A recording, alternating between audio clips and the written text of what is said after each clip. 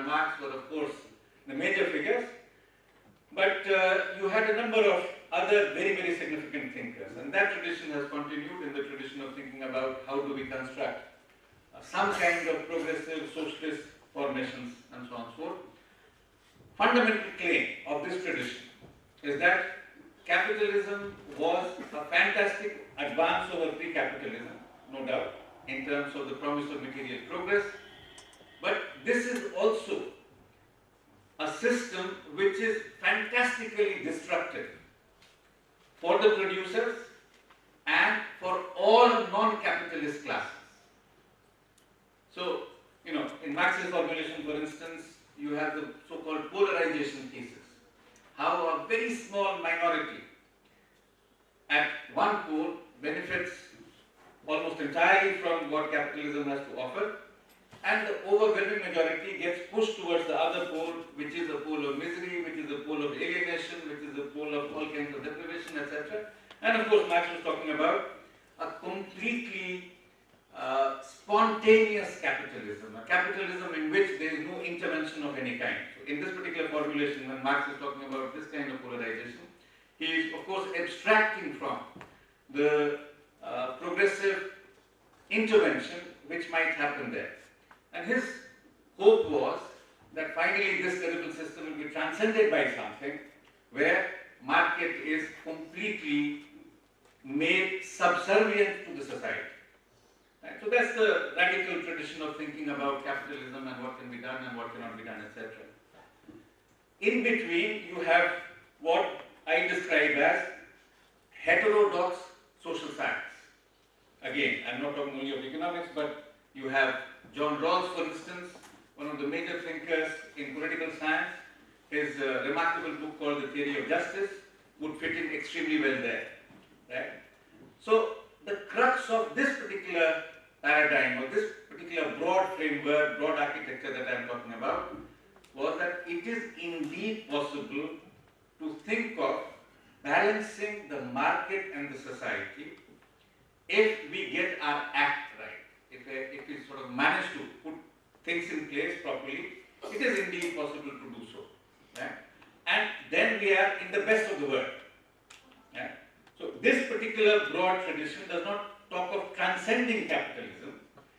It sees tremendous advantages in capitalism, but not a purely market-driven capitalism.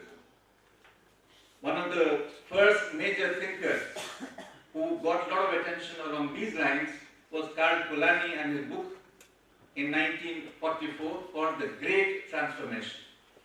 So Polanyi, for instance, talks of this transition for a pretty long period, 250 to 300 years, which had put a market economy in place and had created a lot of difficulty for society at large. It had created a lot of destruction. Right? And that anger is something which he associates with the turbulence in the western part of the world, continental Europe, United States of America, etc., during the early years of the 20th century. So his explanation of those two wars and a lot of turbulence, etc., is rooted primarily in that. And he says, over the long journey of capitalism, over that long march, one movement was that of putting this market economy in place, and hence he has a very nice sentence. He says, in fact, laissez-faire or free market system was a fantastically planned system where the state played the major role in trying to put this in place. So prior to that, if you look at the early days of capitalism, there were all kinds of restrictions on mobility of goods and services, mobility of factors of production, mobility of citizens, mobility of individuals, everything. Right? He says, gradually, a liberal market order was put in place. But he says, precisely because of all these destructive effects and so on, where it seemed as if market or economy have become free of society, there was the other movement. And he calls that the second movement, that is the movement of the society to reclaim the market. Right? And Polanyi's formulation is in terms of this double movement. So one is the movement of the market economy itself, the other is the movement of the society And the net result, according to Polanyi, was what he calls embedded capitalism. So this capitalism or market is embedded in society. And he says that this is the great transformation. Once this has happened, we have reached the best of the world. That great transformation has happened. Now you have the emergence of the welfare state and, sort of by and large, what the humanity is looking for, those objectives can be delivered, etc. Right? So lots of thinkers, if you look at the last 500 years of analyzing capitalism, would fit into this particular group, saying that yes, it is indeed possible to intervene, to try and do something, either in spectacular fashion or in less dramatic ways, to try and have a place for all kinds of interests in the society. So that is what I have described as the heterodox social science. Right? Now, if the great transformation had happened, as Polanyi said that it had happened, okay, why did it unravel? It unraveled in no time. Sort of by early 70s, you find that the so-called what Polanyi had thought was putting in place the welfare state in the developed part of the world, and then in other sort of parts of the world as well, the developing countries, similar movements will happen. In fact, everywhere in the world you find a different kind of movement. Now, which brings me to my point 2. Right? So, one was to think in terms of just organizing all the ideas about socialism in terms of some broad categories and paradigms. The second argument which I am advancing, how do I read the evolution of capitalism over the last 500 years? I would say it is useful to think in terms of 3 phases. Again, all this is at a grand level of generality. Right? You can think of sub-phases within each one of these, but at a very, very grand level, I think it is very helpful to think in terms of this particular categorization. First is the liberal phase, which is coterminous with what Polanyi called the first movement, that is putting liberalism in place, etc., where the market economy gains kind of ascendancy, power, etc., etc. That phase is from the early days of capitalism, depending on when exactly you date it, 16th century, 15th century, 17th century, there are all kinds of arguments there, but basically, from its beginnings to early 20th century, certainly sort of not beyond World War II. Yeah, so that's the sort of first phase, the way I look at it. It is somewhat different from, for instance, Piketty. Piketty's formulation is somewhat different. He sort of brings it up to early years of 20th century. I will not go into these details, partly because of lack of time and partly because it's not quite germane to the central point that I am trying to make. So the second phase is that of regulated capitalism, and everywhere in the world you find there is a struggle to regulate the market economy. In countries in the so-called developing world, Asia, Africa, Latin America, you find that there was an extremely important role assigned to the state as a producer, state as a facilitator, state as a regulator, and so on and so forth. And so there was a struggle to find a balance between government stroke state and the market, along with that trying to do things in ways which would take care of the society in fundamental ways, etc., etc. Right? That's the second phase. Right? Best examples of the regulation were, of course, the great welfare states of the Western Europe. Scandinavia was the best, but even other countries in Western Europe, Germany, France, etc., are very good examples. US was sort of a shadow of the kind of welfare state that we had in the continental Europe. It never went that far, but it went a significant distance, so much so that Lyndon Johnson in 1966 said that we are all Keynesians now. And by that he was referring to regulation of the market economy in the United States of America.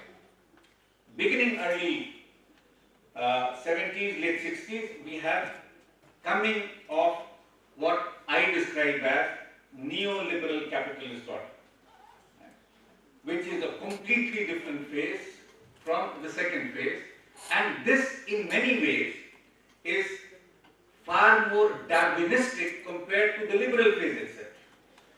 And it has a number of other characteristics. Possibly the single most important characteristic of the third phase, apart from it being gradually being more and more deregulated, is the rise of an entity called finance capital. Finance capital of the last 40 years, in particular last 30 years, but then the process started earlier, is something which is the biggest economic actor in the contemporary world economy. Right? There is an economic historian by the name of Niall Ferguson. In fact, he talks of planet Earth versus planet finance. He gives you all kinds of interesting data, information that he gives you. For instance, if you value all transactions, all goods and services and transactions associated with that, and if you look at the global GDP, around 5 years ago it was roughly about 66 trillion US dollars. Right? If you simply look at the transaction of finance globally, not connected with any goods and services, it was more than 300 trillion US dollars. Now, what is the crux of finance capital? Finance makes money not by production, but simply through circulation. It makes money through all kinds of non-productive avenues, etc. Right? So, of the last 30-40 years, the neoliberal order that I am talking about, the two most important features are, one, increasing deregulation, and that deregulation has reached a point where, in fact, the most powerful states in the world are unable to regulate anymore. They can put one scheme here, one scheme there, etc., etc. But any significant regulation which can be considered economy-wide is impossible now. Right? President Obama cannot do it. In fact, Obama's advisor, the way I look at it, I see a straight corridor between the Wall Street and the White House. All his major advisors have some connection with the Wall Street itself. If you look at the heads of state in Europe in last 20 years, 14 of them served in major capacities in all these multinational finance corporations. You're not talking of, just some producing corporation and so on. So that's the sort of story that you have there. So this is something which has basically created a scenario where intervention in economy or market has become increasingly more and more difficult, if not impossible. Now, what is the outcome of some of these? So this is my second argument, that this is how I look at the last 400 odd years of capitalism. It's few different phases and so on. What are the most significant outcomes?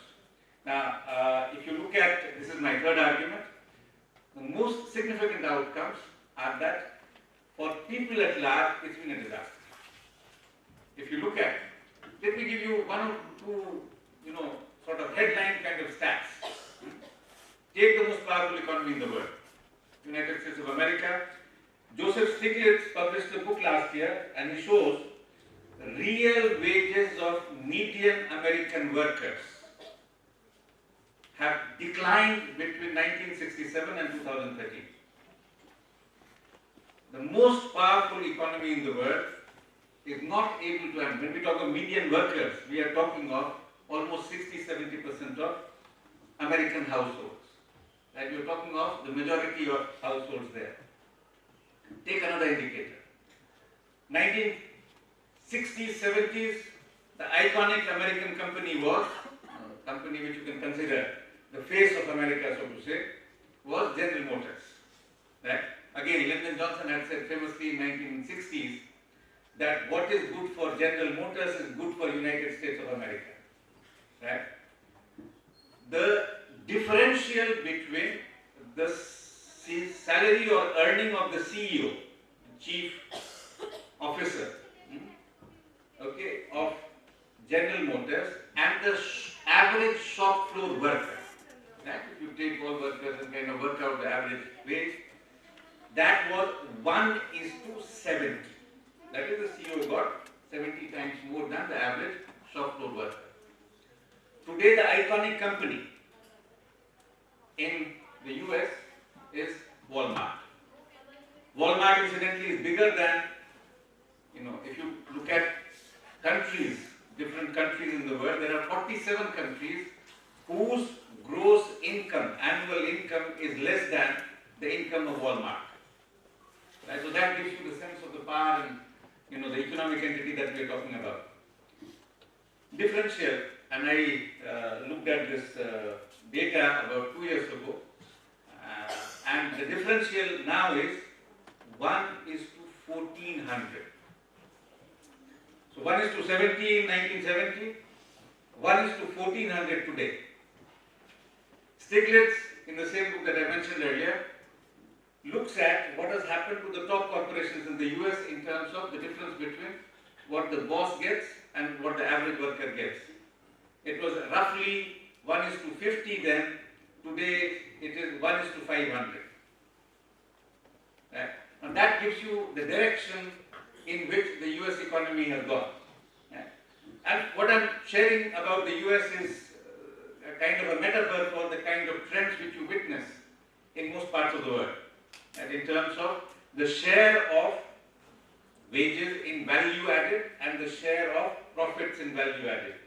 In India, for instance, if you look at what happened, the organized sector workers, we are not talking about managers, we are not talking about the bosses, just the workers.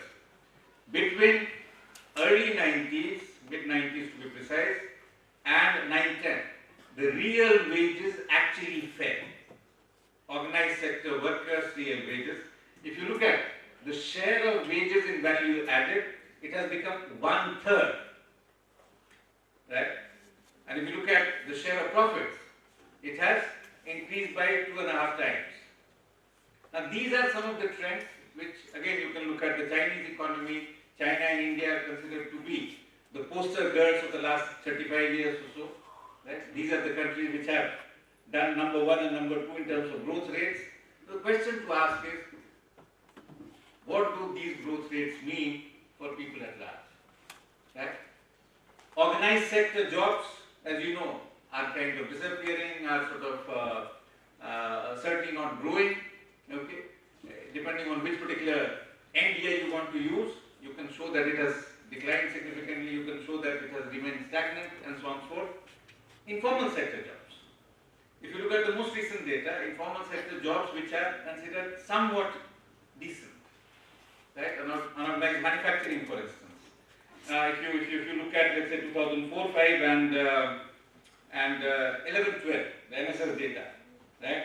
Based on that, for instance, if you look at all industries, the number of workers has declined by 2.45% over this period. I'm talking about India now. If you look at sectors such as food products, beverages, tobacco, decline is 6.77. Paper products 13.35, chemical and chemical products 17.36, non-metallic minerals 4.91, and so on. So sector after sector, there are just a couple of sectors, textile and leather, where there was an increase from 2.48, and basic metals in which there was an increase almost in double digit. But otherwise, if you look at different sectors in all industries, that's the sort of story which you get. Look at, for instance, what is happening to the so-called growth of the radical movements in India. Around 1970 or so, there was one Naxalbari, right? So at best there was one district where you can say that there was this so-called Naxalite movement, the ultra-left movement. Government has set up several committees in last 1 decade or so, and each committee has given us different numbers. Ministry of Home Affairs, you have a planning commission, various reports are there. According to which, out of 640 districts in India, the most conservative estimate is 70 to 80 districts are infested by, this is the phrase that is typically used in official discourses, are infested by ultra-left Naxalite movements.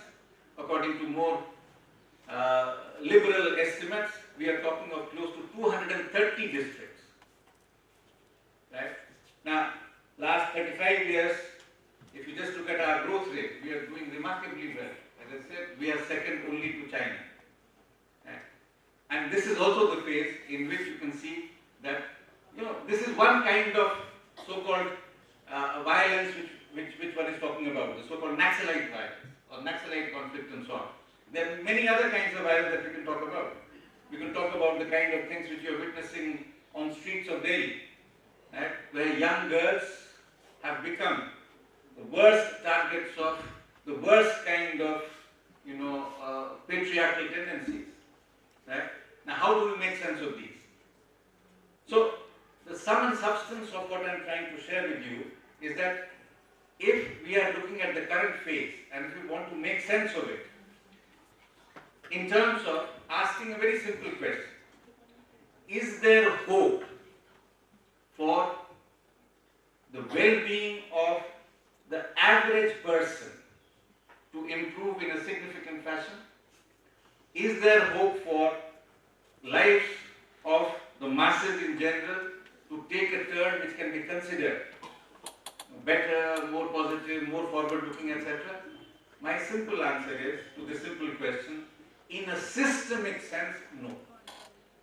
I simply do not see how the kind of macroeconomic order that we have in India, in China, wherever. China, let me give you another stat which will sort of, probably shock you. According to official stats of China, and Chinese statistics are notorious.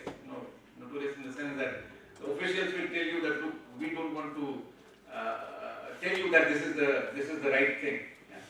This is coming from official sources, but they themselves are very cagey about it, on a whole range of things. But be that as it may, 2011, according to official figures, China had what it calls in a more civilized, polite language, incidents of rural unrest, and the count was 1,85,000. That is, in China, in 2011, reported and officially recorded incidents of rural unrest were 1,85,000. Now you can see that China is at war with itself. Right? The floating migrants in China today, their number is 362 million as per the data that we got very recently. Right?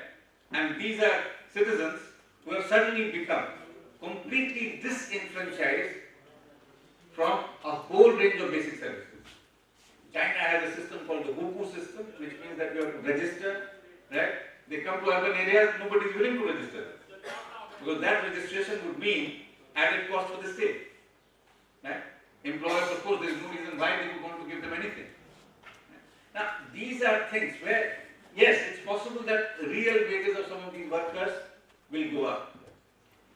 That is eminently feasible. But if you simply look at what is happening to the overall world of work, right, you find a situation where we are increasingly in a more and more vulnerable kind of situation. And this is true of the world at large.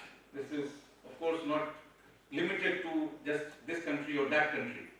Jan Breman and Marcel van der Linden, in a recent paper, they look at what is happening in the continental Europe. And they're saying that basically some of the major changes which we can identify include increasing flexibilization and contractualization. So the same person probably works in 3 different places, like 2.5 day, 1.5 day, and so on and so forth, to make ends meet. So flexibilization and contractualization, regular jobs are disappearing. You have a situation where you have increased outsourcing. In countries like US, for instance, close to 30% of even policing has been outsourced. It's not the preserve of the state anymore. Right? And where then the state basically washes its hands off from a number of social responsibilities associated with that. So here is some company which has people and gives them a raw deal, so be it. Right? Now,